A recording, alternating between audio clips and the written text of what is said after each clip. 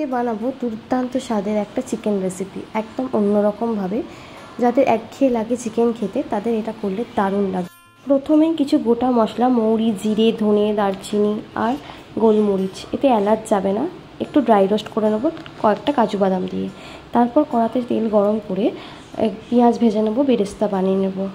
আর এবারে চিকেনটাকে ভালো করে ধুয়ে জল ঝরিয়ে তার মধ্যে আদা রসুনের পেস্ট, গোলমরিচের গুঁড়ো, ভেজে রাখা বেরেস্তা আর টক দই দিয়ে ম্যারিনেট করে 1 ঘন্টা রেখে দেবো।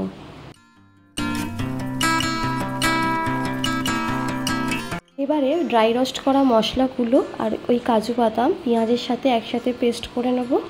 তারপর পেঁয়াজ ভাজার তেলেতেই 2টো তেজপাতা আর শুকনো লঙ্কা ফোড়ন দিয়ে এবার ওই পেস্ট করে রাখা মশলাটা দিয়ে দেবো হলুদ গুঁড়ো, লঙ্কার গুঁড়ো আর দেবো একটু চিনি দিয়ে ভালো করে মশলাটাকে কষিয়ে নেব।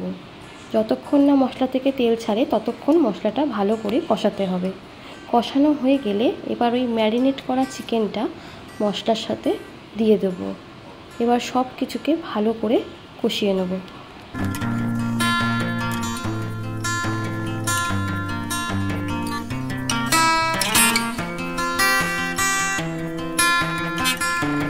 এখানে আমি দিয়ে দিয়েছি স্বাদ মতো নুন। এবার সব কিছুকে দিয়ে আবারও ভালো করে নাড়তে থাকবো।